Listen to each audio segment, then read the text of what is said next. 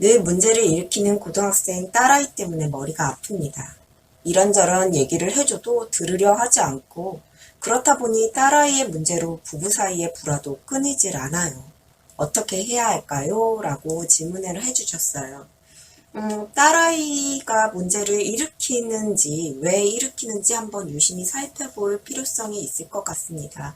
딸아이가 문제를 일으키는 이유는 그 무엇보다도 딸아이에게 스트레스와 상처가 많기 때문이에요. 딸은 이제 어려움이나 이제 힘든 문제가 발생이 되었을 때 딸아이 나름대로 해결하기 위한 노력을 하게 됩니다.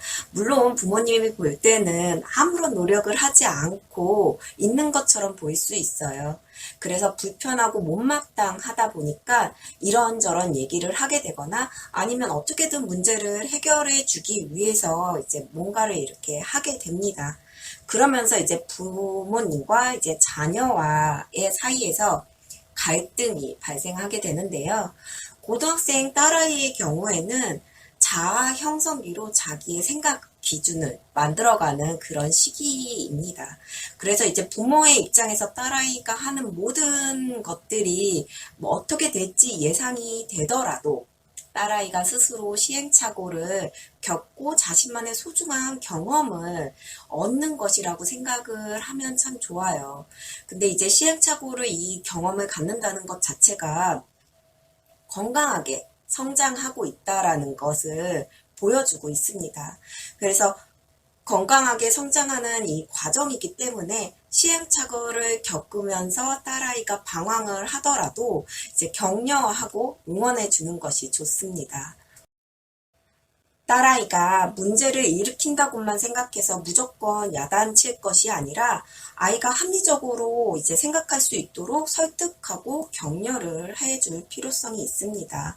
그렇게 되면 딸은 예전에는 이제 부모님이 얘기하는 것이 항상 불합리하다라고 생각해서 잔소리로만 듣기 때문에 막 안 들려 안 들려 하거나 이제 피하거나 이랬다면 부모님의 합리적인 이야기에 조금 다르게 느껴지는 거예요. 그래서 자신의 시행착오 등을 경험하게 되면서 내가 생각했던 거랑 좀 다르네? 내가 했던 생각이 좀 잘못되었네? 이런 것을 알게 되면 딸아이는 더 이상 같은 문제로 이제 부모와의 갈등을 빚지 않게 됩니다. 특히 딸은 엄마의 감정에 의해서 양육이 됩니다.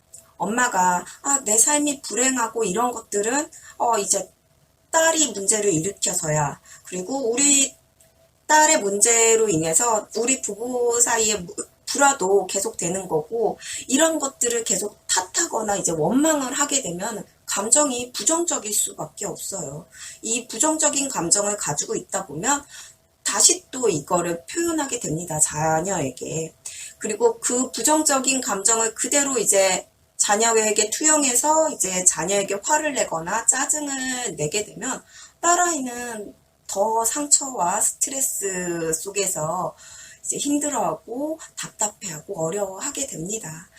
그렇기에 여기에서 누가 먼저라고 얘기를 하는 게 아니라 뭐 딸아이가 문제가 있어서 우리 가족이 부부에서도 불화 관계가 생겼어요. 이렇게가 아니라 우선 엄마 자신의 감정부터 이제 변화를 시키게 되면 엄마의 감정 변화로 인해서 가족 모두 마음도 편안해지게 되고 이 편안함이 유지가 되다 보니까 자녀는 전과는 달리 엄마의 그 긍정 감정이 전달이 되면서 엄마의 잔소리도 예전과 같이 들리지 않고 관심으로 들리게 됩니다. 그러면서 자녀도 심리적으로 안정이 되고요. 이렇게 선순환이 이루어질 수 있는 그 시발점이 어떻게 보면은 엄마의 감정 변화가 먼저 아닐까 싶습니다. 참고해 보시기 바랍니다.